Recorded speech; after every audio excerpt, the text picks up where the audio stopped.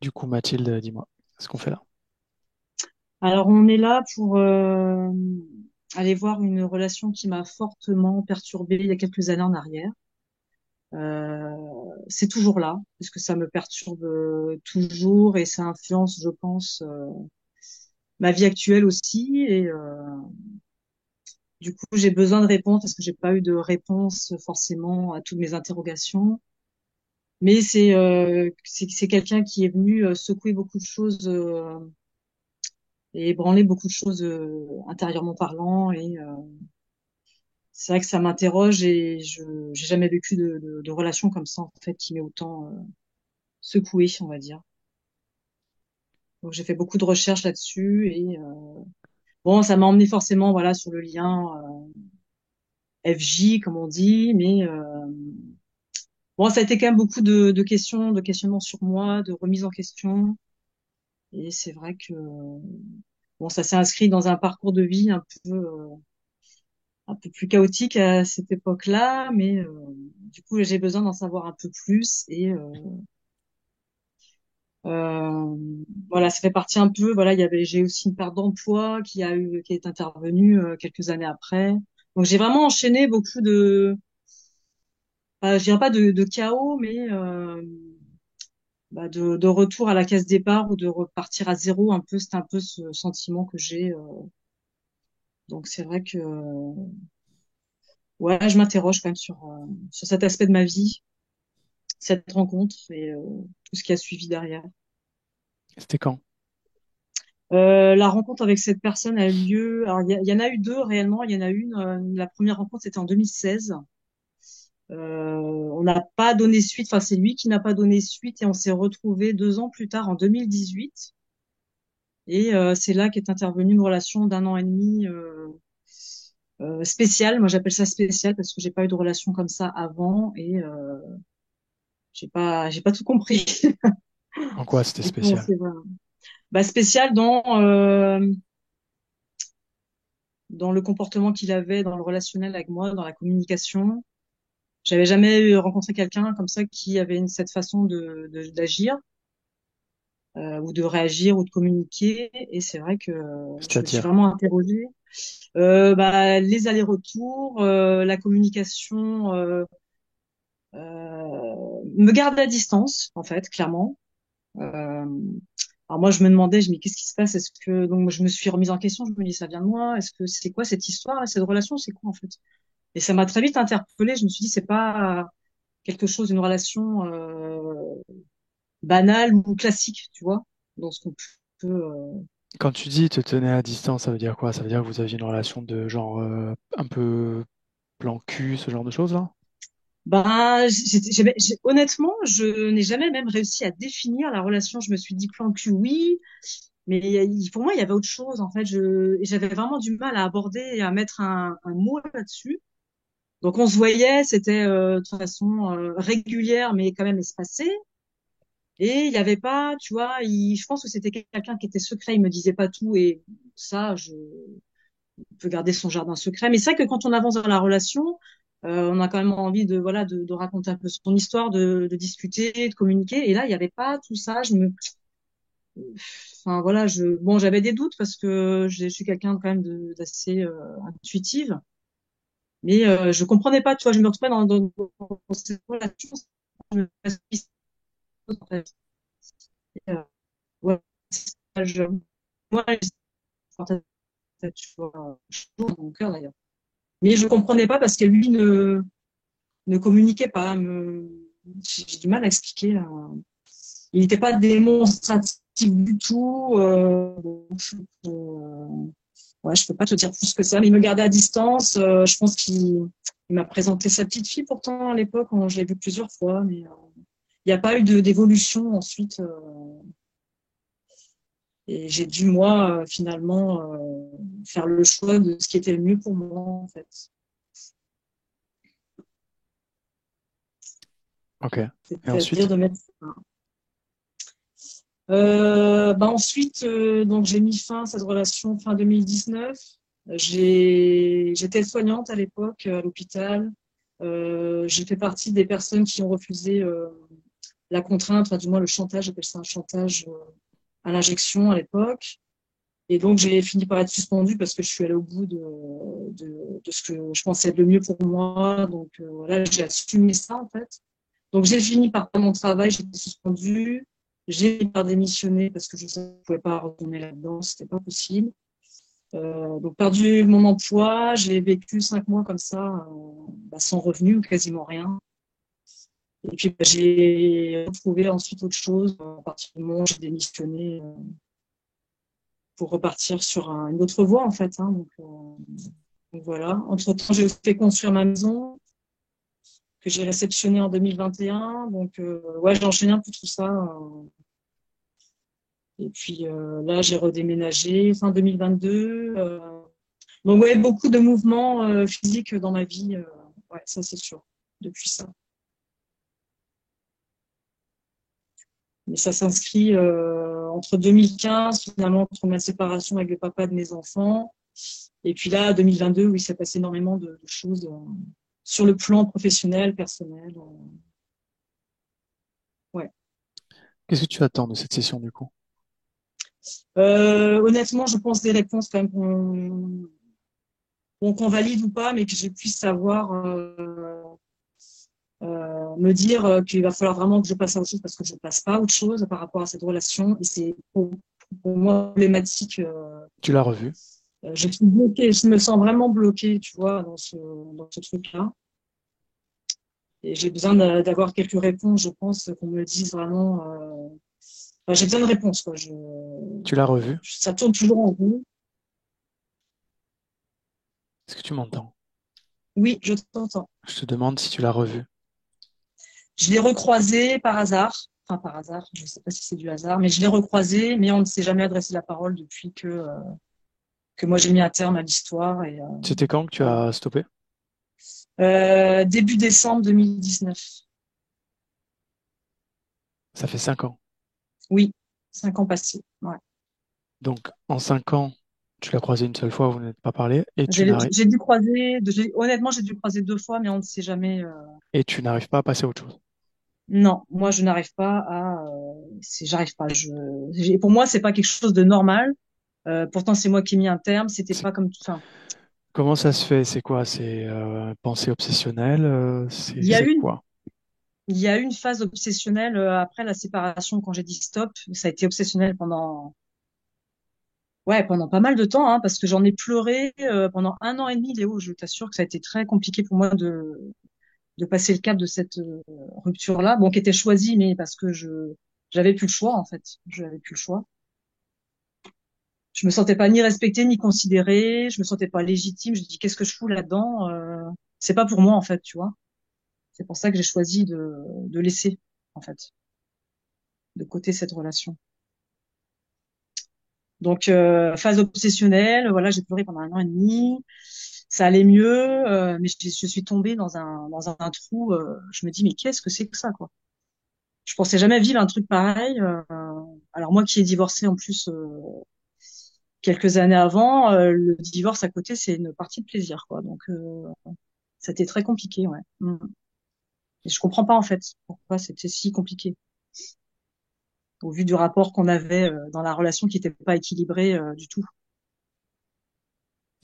Ok, Donc ça m'interpelle beaucoup. ok. Si c'est bon pour toi, je pense qu'on peut y aller. Oui, pas de souci. Ok.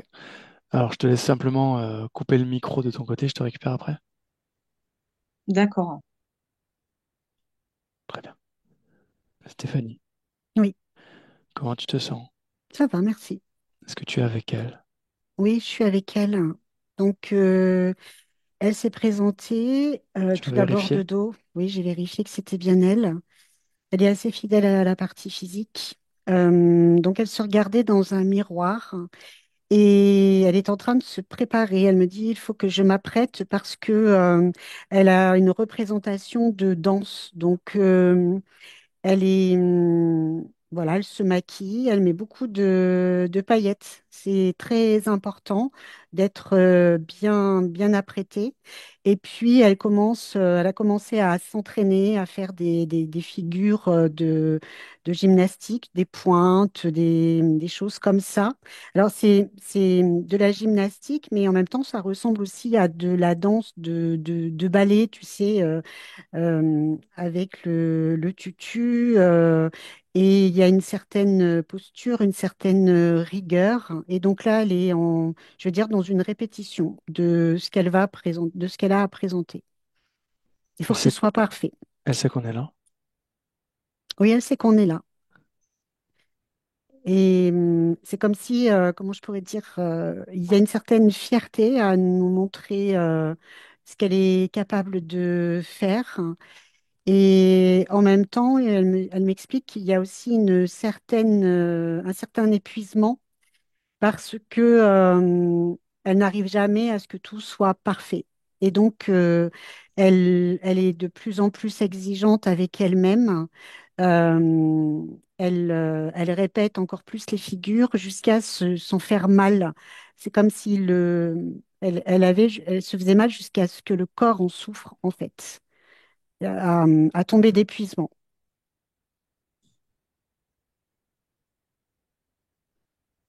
Ok.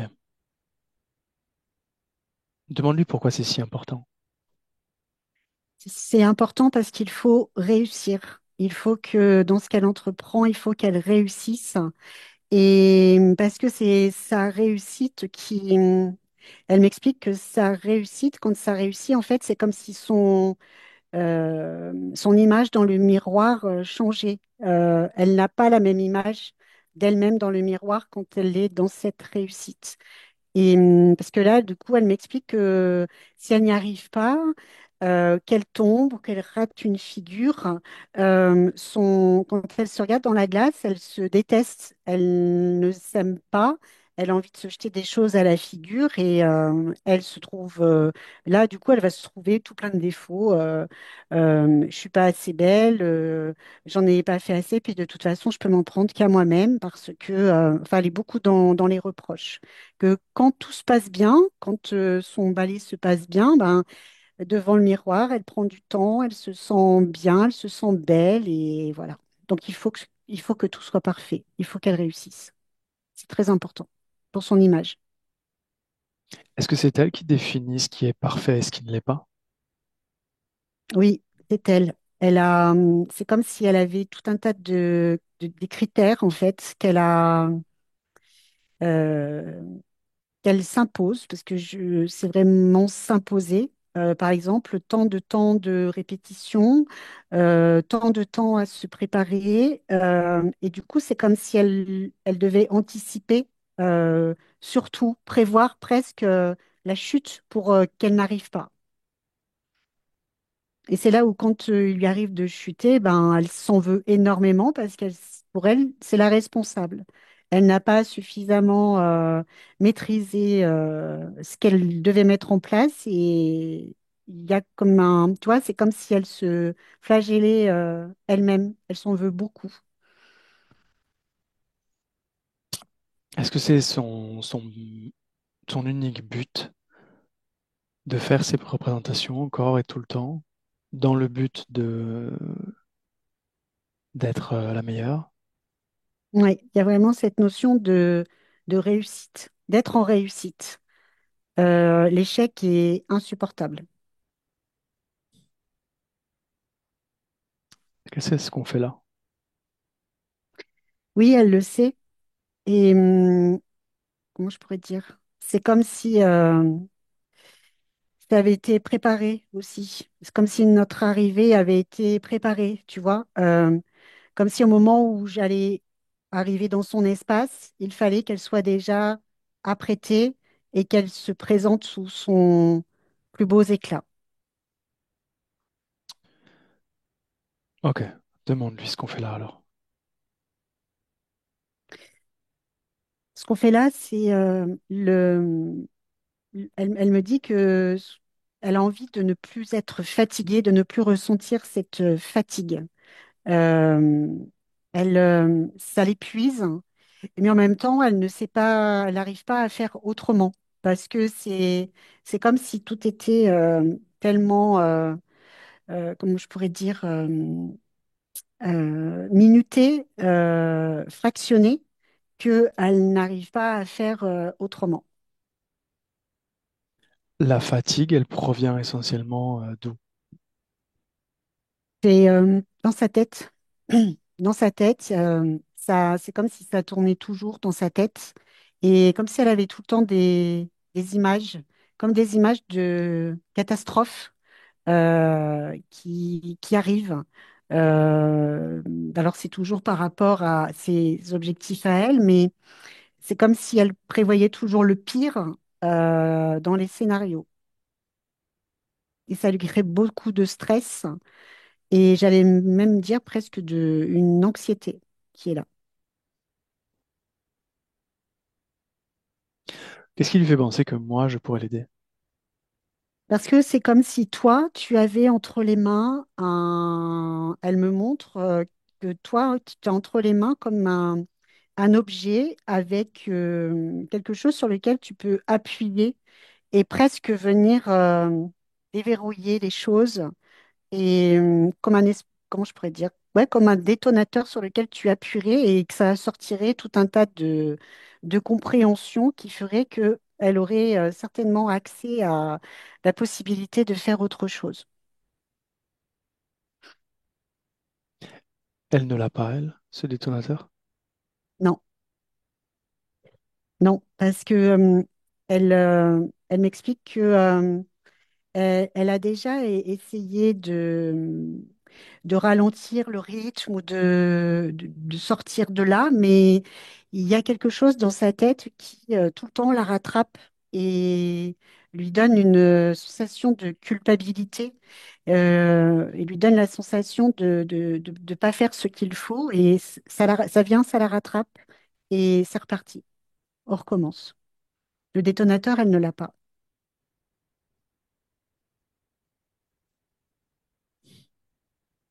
Est-ce qu'elle se souvient de la toute première représentation? Oui. Oui, et elle m'explique que cette première représentation, elle a été presque catastrophique, dans le sens où on lui a reproché énormément de choses. On l'a vraiment culpabilisée de ne pas avoir été assez attentive, de ne pas avoir assez répété, de ne pas avoir été assez professionnelle. Et non seulement, effectivement, elle a rencontré des difficultés dans la représentation, mais en plus, toutes les personnes qui étaient présentes l'ont montré du doigt. C'est comme si ils avaient eu un regard très accusateur et que tout ce qui était arrivé, en fait, n'était que de sa faute à elle. Est-ce que ce qu'elle est en train de te décrire, c'est une création astrale ou est-ce que c'est un souvenir C'est un souvenir. terrestre? Oui.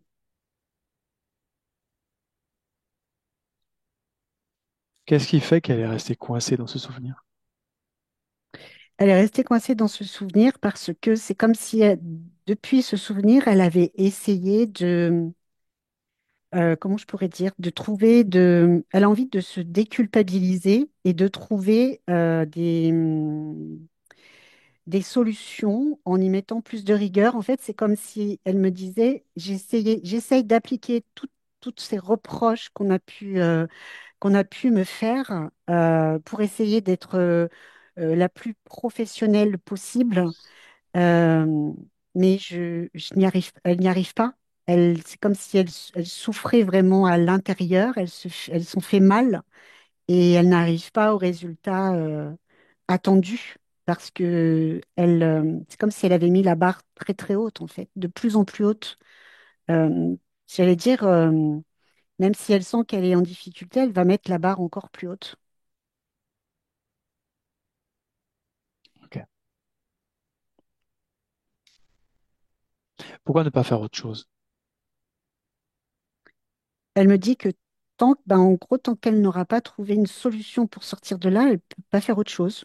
C'est comme si elle attendait presque une approbation et quelqu'un qui va lui dire bah, tu as suffisamment fait. C'est comme si elle attendait un message réconfortant, en fait. Quelqu'un qui lui dise, c'est bon, tu peux arrêter, tu as tout donné, maintenant tu peux passer à autre chose. Sinon, elle repart en boucle. C'est comme si elle ne l'a jamais eu, ce message, en fait. Comme si c'était jamais arrivé jusqu'à elle et qu'elle devait toujours sans cesse faire ses preuves.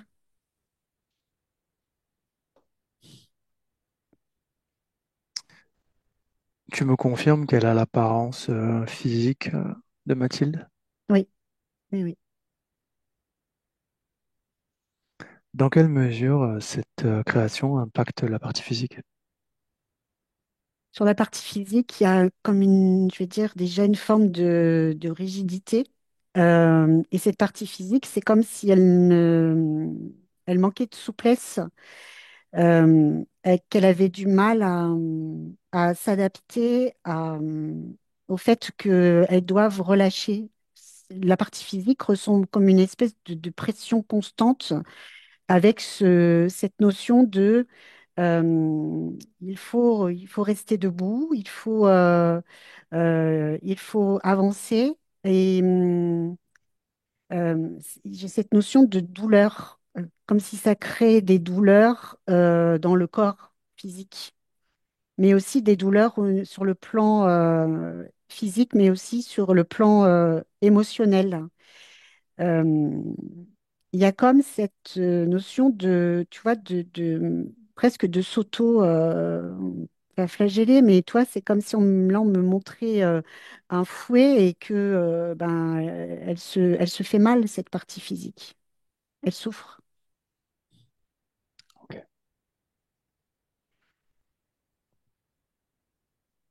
Est-ce qu'elle est seule?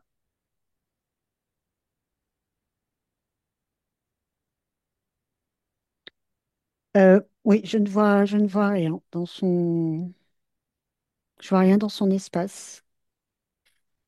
Attends, j'enlève certaines choses parce que c'est très sombre au fond. Et Demande-lui si quelque chose attire son attention, en particulier, quelque chose qui la dérangerait. oui, elle me dit que ce qui la dérange, c'est comme si elle était maintenue, un peu comme une poupée, comme si, et effectivement, je vois partir deux fils du niveau de son, au-dessus des hanches. C'est comme s'il y avait deux fils comme si elle était, oui, manipulée comme une marionnette. Et derrière ces fils, si j'arrive au bout, c'est comme si là, ce que je vois, c'est un humanoïde qui, qui joue en fait avec elle et qui, dans ces fils métalliques, c'est comme s'il y avait comment je pourrais dire, comme si il y avait des choses qui passaient à l'intérieur pour maintenir dans cette rigidité. Et c'est comme si ça maintenait aussi ce truc qu'elle avait dans la tête et ça venait réactiver des images justement par rapport aux souvenirs qu'on a vus. Ok. Est-ce qu'elle veut bien faire ce que je vais lui demander de faire? Oui, oui, oui. Ok. Demande-lui d'appeler toutes les consciences qui seraient connectées directement à elle, que ça se présente devant elle. Et dis-moi. C'est comme s'il y avait, là, ce que je vois, c'est qu'il y a donc cet humanoïde dont je te parlais. Et c'est comme s'il avait deux assistants, en fait, à côté, mais ils ne sont pas placés pareil. C'est comme si ces assistants étaient derrière des vitres, en fait. Et c'est comme si eux faisaient une espèce d'analyse d'information qui permettait à celui qui pilote le système de faire des réajustements constants pour garder cette création. Qu'est-ce qu'elle en pense? Ce qu'elle en pense, c'est que ben déjà elle ne les avait pas vus et ben elle se demande ce que c'est, Par où ils sont ce que reliés? ça fait là. Alors ils sont reliés par au-dessus de ses hanches là et du coup par la tête, dans la tête. Est-ce que ça crée quelque chose en particulier? Ce que ça crée, c'est une image, son image qui est détournée quand elle regarde dans le miroir. Et il y a comme une espèce comment je pourrais dire, d'horloge, de mécanisme qui fait que chaque petit cran dans sa tête, en fait, c'est comme si ça correspondait à une information et à quelque chose qu'elle doit faire. Euh, c'est assez presque robotisé, tu vois, où ben, il y a ce cran, donc du coup, c'est lié au fait que, elles doivent s'habiller d'une certaine façon. Après, il y a un autre cran où ça correspond au fait, qu'elles doivent s'entraîner.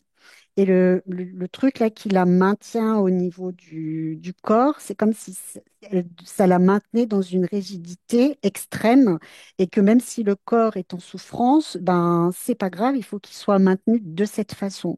C'est comme si ça lui injectait quelque chose en fait à ce niveau-là pour la maintenir et c'est comme si du coup elle était complètement serrée à ce niveau-là. Ok. Déjà, pour commencer, dis-lui de retirer ce truc-là. Oui, Les deux, là, sont droits. oui, Elle l'a fait. oui, elle l'a fait. Est-ce que ça change quelque chose? Oui, ça change, c'est comme si elle retrouvait ses, ses vraies jambes. Je sais pas comment l'expliquer, mais c'est comme si tu vois, elle redécouvrait une certaine mobilité qu'elle n'avait pas avant, puisque avant c'était simplement faire des pointes et voilà. Et là, elle redécouvre en fait le fait qu'elle peut simplement juste marcher euh, de façon simple avec une certaine amplitude qu'elle n'avait pas avant.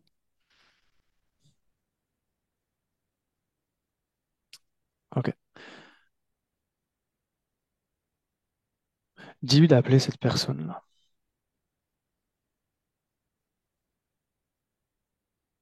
Oui, Dis-lui de vérifier que c'est bien cette personne. oui, c'est bien cette personne. Ok. Qu'est-ce que tu as entre les deux? Il n'y a pas de lien du tout. Mhm.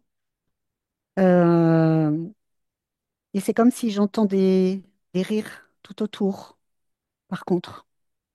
Il y a Mhm. beaucoup de rires, comme ça me ramène à de l'amusement, à du jeu. Et, et ces rires, tu vois, c'est comme si je les entendais encore autour d'elle, dans sa tête à elle. Ça résonne très fort. D'où viennent ces rires? Ces rires, c'est comme si lui, en fait, avait comme laissé comment je vais dire, comment je vais expliquer ça? C'est comme si ces rires, ils étaient là dès le départ dans la relation, et quand il est parti, les rires sont restés. Dans le sens, c'est comme si il y avait cette notion de moquerie, et il y a comme une empreinte, et que même s'il n'est plus là, les rires sont toujours présents, comme s'il se riait encore de lui, même en n'étant plus présent. Et c'est comme si c'était lui qui avait déposé ça. Qu'est-ce que c'est? Et, C'est un programme? C'est quoi? Un implant? Une euh, conscience? C'est quoi? non, c'est pas une conscience. Ça correspond à un programme qui est venu faire résonance euh, avec des choses qui étaient déjà présentes en elle. Tu dis que c'est un rire de moquerie. Oui, oui. Quel est le programme qui est, enfin, l'information qui est diffusée, majoritaire, par ce programme? Et en fait, tu t'es fourvoyé, tu t'es, tu peux pas. Il y a aussi cette notion de tu ne peux pas vivre ça parce que tu ne le mérites pas. Tu vois bien que là, ce qui est là, c'est fait pour se moquer de toi. Euh, à l'intérieur d'elle, c'est comme si ça faisait résonance avec le fait que euh, on, comment je pourrais dire, on ne peut pas l'aimer, on ne peut pas, on ne peut pas l'aimer comme elle est, en fait. Et il y a toujours cette peur d'être moquée, d'être prise pour une imbécile. Pour quelle raison, depuis 5 ans, elle n'arrive pas à se débarrasser de ça? Parce que et puis c'est vraiment situé au niveau de sa tête. C'est comme si ça venait toujours résonner, en fait, avec un programme qui est là et qui la ramène toujours à la dévalorisation, à de ce que tu ne mérites pas. De toute façon, bah, tu vas te faire avoir. Il y a vraiment comme tout un tas d'autres. Alors, il y a ce programme-là, mais c'est comme s'il y avait tout un tas d'autres petits programmes qui s'étaient créés tout autour, en fait. Et c'est comme si ça s'était presque greffé à l'intérieur d'elle. Ils se sont créés à partir de quoi? Ils se sont créés à partir de cette première, je veux dire, croyance aussi que elle n'est rien, elle ne mérite pas, elle ne mérite pas, et qu'elle sera toujours moquée, quoi qu'elle Ce que fasse. je veux dire, c'est que est-ce que ces, ces programmes supplémentaires, ils ont été créés par elle-même? C'est-à-dire qu'elle s'est auto-créé des nouveaux programmes à partir de ce programme qui a été implanté? Ou est-ce que c'est le fait que ce programme soit implanté, euh, que comment dire, le fonctionnement du programme induisait la création de nouveaux programmes, comme un truc un peu Non, non, colonisation, tu vois? oui, je comprends. Non, non, c'est pas une colonisation, ça a vraiment été créé par elle, Ok. euh, de par le programme, en fait. Pourquoi? Parce qu'il y a eu comme un moment où elle a eu comme besoin d'explications, comme si elle avait besoin comment je pourrais dire, comme si elle avait voulu mettre, elle n'a pas jamais réussi à mettre un terme complètement. Euh, Elle l'a fait parce que c'était vital, mais il y a toujours eu encore une résonance avec des incompréhensions et surtout le fait de ne pas comprendre pourquoi dans cette relation ça a fonctionné comme ça et pas autrement. Euh, c'est comme si ça avait, comment je pourrais dire, ces petits programmes, ils ont été aussi créés parce que en cherchant des compréhensions, c'est venu créer des petits programmes dans lesquels elle essayait en même temps de rentrer pour se réconforter. C'est presque des petits programmes de réconfort pour se légitimiser et pour... En quoi c'est réconfortant de se lever dans un programme qui fait tourner en boucle des informations négatives, on va dire? Oui, mais au départ, c'était presque d'essayer de, comment je pourrais dire, de rentrer dans un cadre, de rentrer dans quelque chose qui existe déjà et qui peut expliquer certaines choses.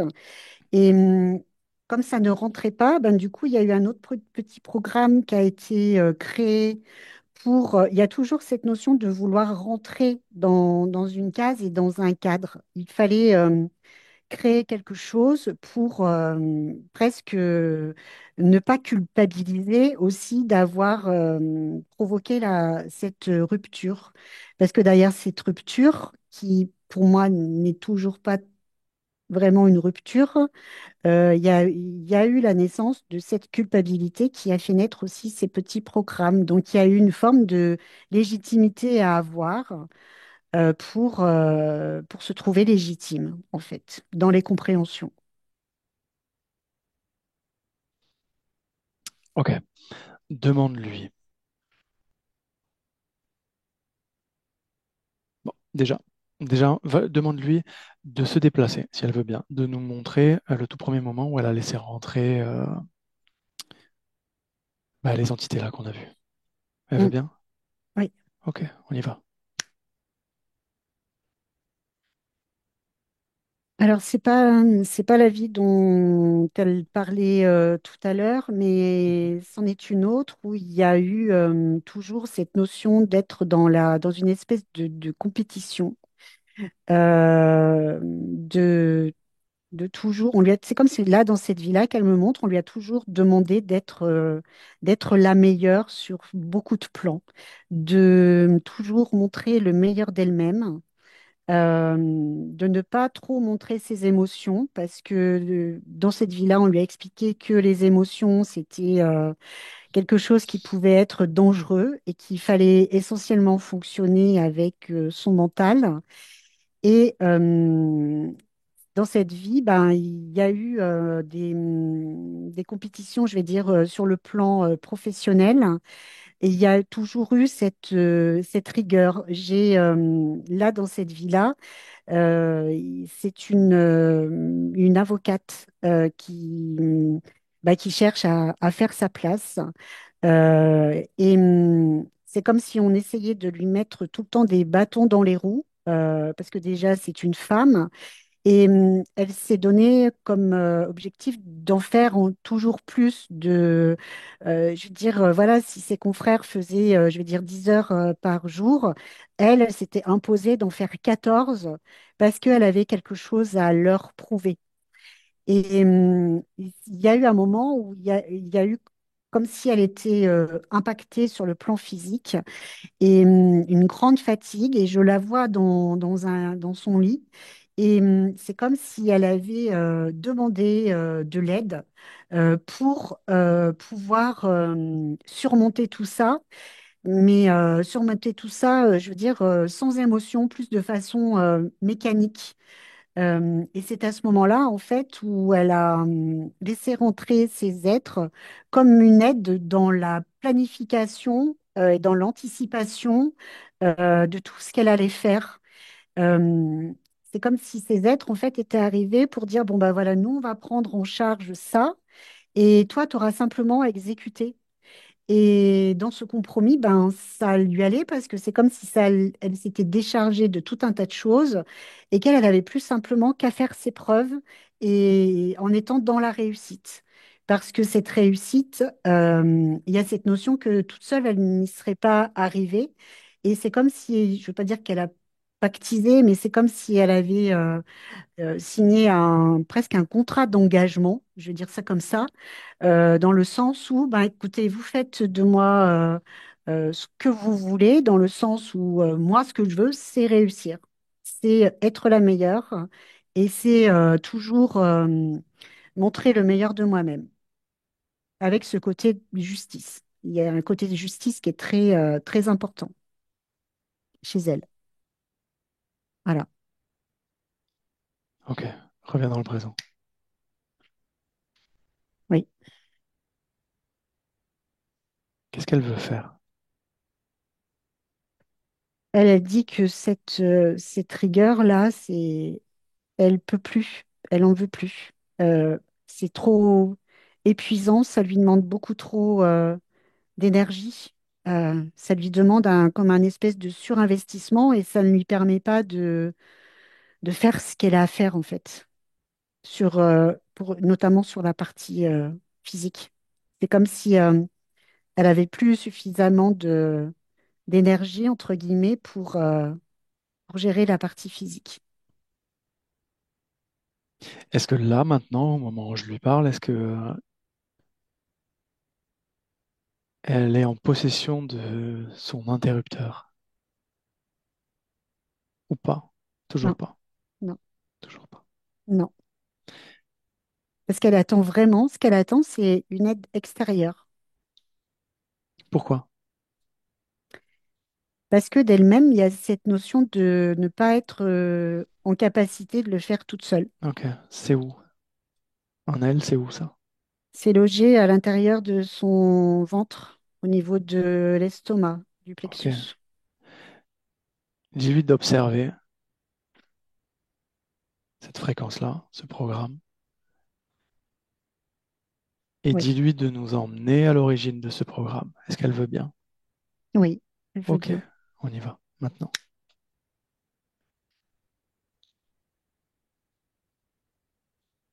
Où est-ce qu'on est? Bah là, ça m'amène où je la vois à un moment où elle est adolescente. Et ce qu'elle me montre, c'est comme si on lui avait toujours dit que il fallait, c'est comme si on l'avait perçue très fragile en fait. J'ai cette notion où on la sous-estime on insiste beaucoup sur le fait qu'elle est fragile sur le plan émotionnel, qu'elle a peut-être besoin d'être accompagnée, qu'elle a besoin d'être rassurée et qu'il y a des choses que toute seule, elle n'arrivera pas à faire parce qu'elle est trop fragile. Parce que c'est vrai que là, dans ce qu'elle me montre, dans cette vie-là, on a cette jeune femme qui, qui montre beaucoup ses émotions et c'est quelque chose qu'on lui reproche énormément. Et on en fait quelqu'un de fragile. On lui renvoie l'image que, en étant dans les émotions, on est fragile et on a besoin d'aide. Et du coup, c'est comme si ça s'était ancré à l'intérieur d'elle, le fait que d'elle-même, elle n'allait pas y arriver parce qu'elle est trop fragile. Elle a besoin d'une aide extérieure qui va l'amener à quelque part guérir. Si elle guérit, c'est l'extérieur qui va la guérir. Elle toute seule, elle n'y arrivera pas parce qu'elle est trop fragile. Ok, reviens dans le présent. Oui, Propose-lui de retirer ce programme.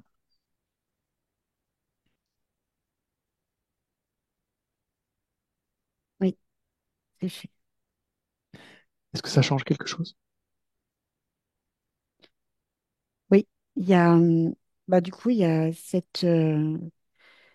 c'est comme si le corps était, bah, je ne veux pas dire tout mou, mais toi, c'est comme il l'avait décroché de quelque chose.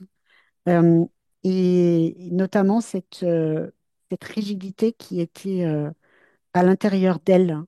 Il y a eu comme un souffle nouveau et presque un soulagement, en fait, de ne plus avoir ça à l'intérieur d'elle. Est-ce qu'elle se sent capable ou pas?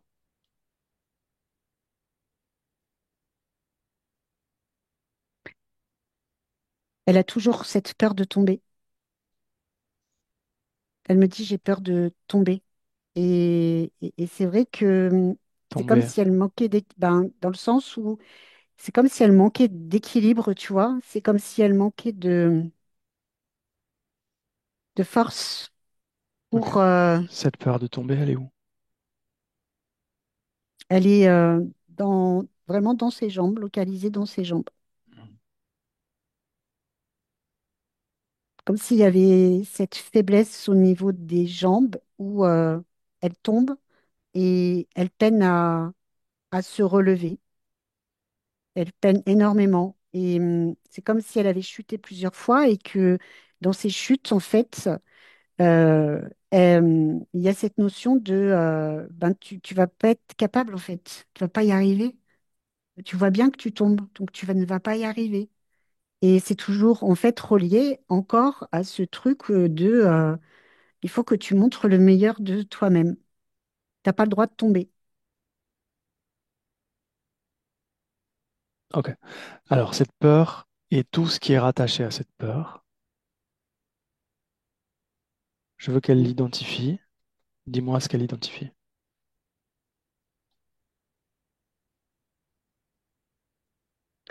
qu'elle identifie, c'est à l'intérieur d'elle comme s'il y avait un programme qui se répétait comme un tourne-disque, tu vois, comme un disque qui tournait avec, avec des mots, avec des phrases, des gestes. Et c'est comme si tout ça tournait en boucle, en fait, en elle.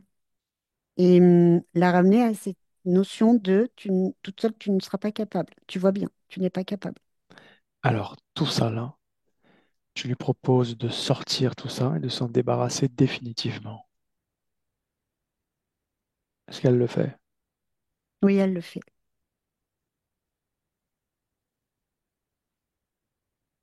Elle l'enlève.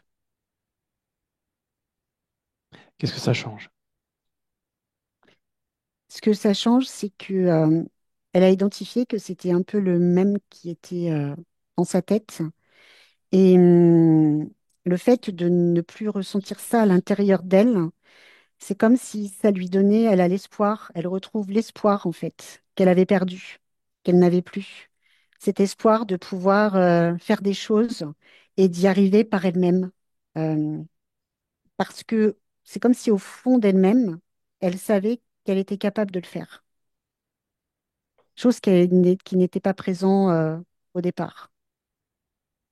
Là, c'est comme si au fond d'elle, elle avait perçu, ressenti le fait qu'elle en est capable.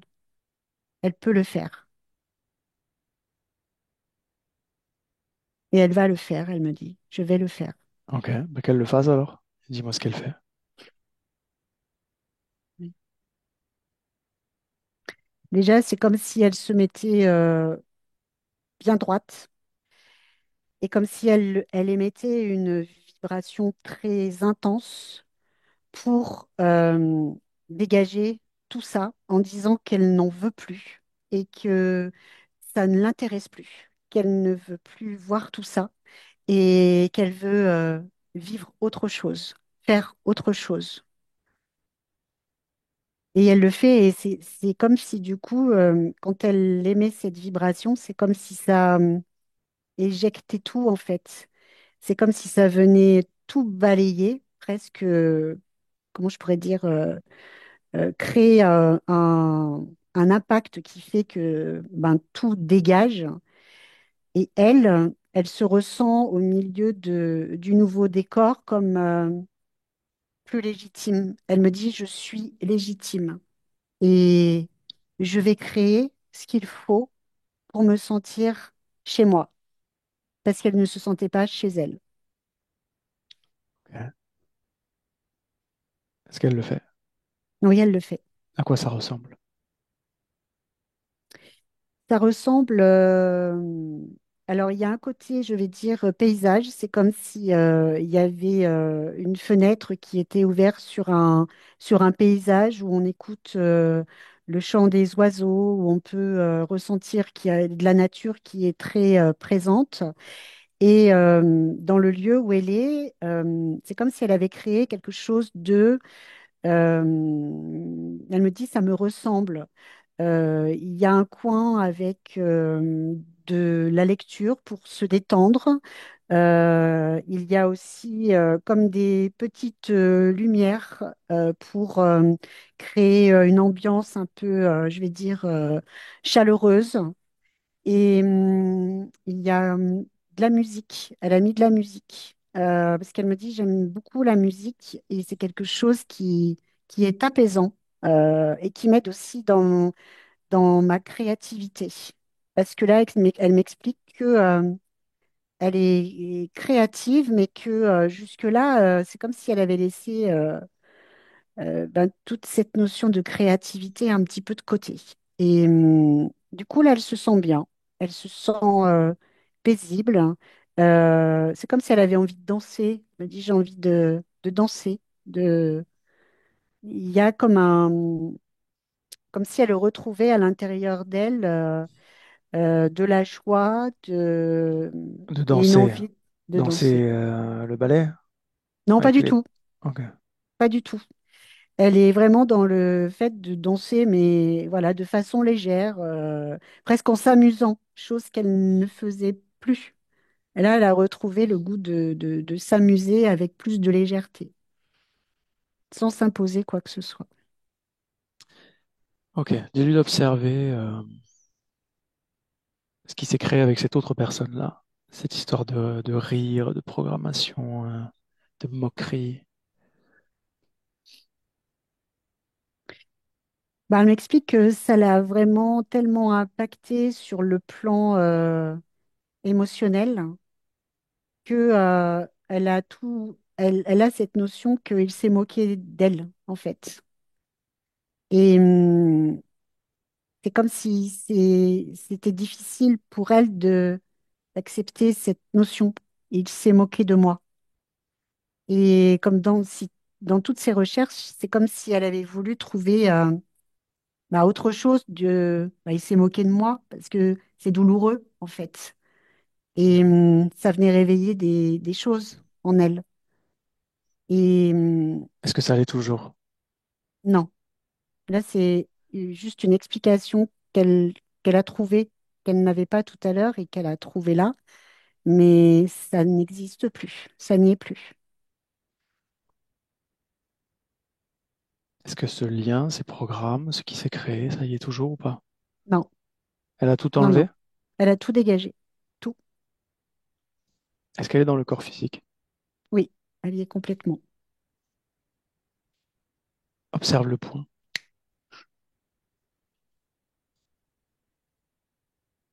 Alors, le point, il est juste en décalage. Et c'est comme si, comment je- comme si on avait voulu, toi, j'ai cette notion de saboter quelque chose. Et c'est comme si c'était, je ne vais pas dire que, c'est comme si même au niveau du point, il y avait un programme, et comme s'il y avait quand même quelque chose encore, des informations de ce type qui étaient là, en fait. Donc, elle l'a repéré tout de suite. C'est comme s'il y avait un encodage, je vais dire ça comme ça. Et donc, du coup, elle est déjà en train de dégager et de mettre tout ça propre, en fait, et de se reconnecter complètement normalement. Enfin, voilà, dans ses vibrations à elle, là maintenant. Ok. Scanne ses couches une par une et dis-moi.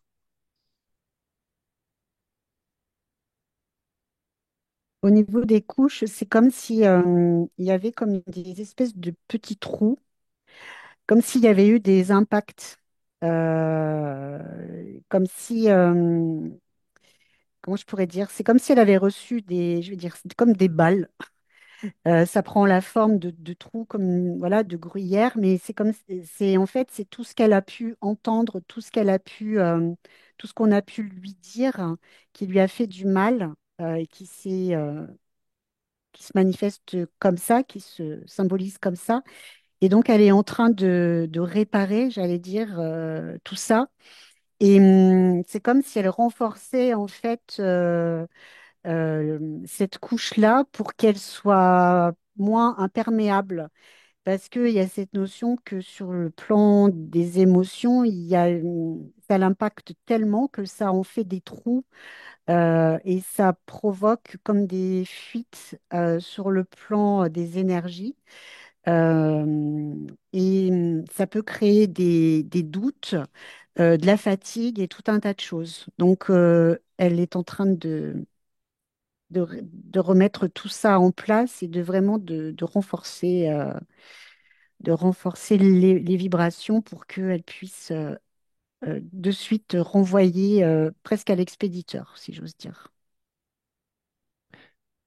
Ok. Est-ce qu'il y a autre chose? Non, non, non, c'est tout. Ok. Est-ce que tout est ok? Oui, tout est OK. Avant qu'on la laisse, est-ce qu'elle voudrait adresser un message à sa partie physique? Oui, à la partie physique, elle lui dit, respire. Il y a cette notion il faut que, prends le temps de respirer euh, correctement. Ressens aussi ce qu'il se passe à l'intérieur de ton corps et n'attache plus d'importance à ce qui vient de l'extérieur. Euh, Elle lui dit qu'il faut qu'elle ressente ce bien-être qui est en train de s'installer et qui va s'installer. Euh, et surtout qu'elle ne regarde plus derrière, mais qu'elle regarde devant. Parce que c'est comme si elle lui disait, regarde tout ce que tu as fait, mais euh, va te servir pour tout ce qui arrive là maintenant. C'est comme si elle lui disait, il y a plein d'opportunités qui sont là et qui vont être là, et tu es prête aussi à faire des choses pour toi. Et moins pour les autres. Il y a vraiment, ce qu'elle lui dit, c'est vraiment de rester centrée à l'intérieur d'elle-même. Voilà, et puis ce qu'elle lui dit aussi, c'est que c'est comme si elle allait lui apporter du réconfort, là, qu'elle allait diffuser du réconfort pour créer vraiment cet apaisement pour qu'elle puisse vraiment le ressentir. Et c'est tout. Ok.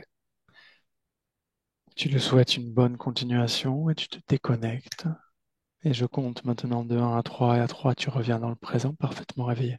À 1, tu es déconnecté complètement de tout, de tous. À 2, tu choisis l'émotion idéale, tu la crées dans ton corps et tu la fais circuler partout dans ton corps.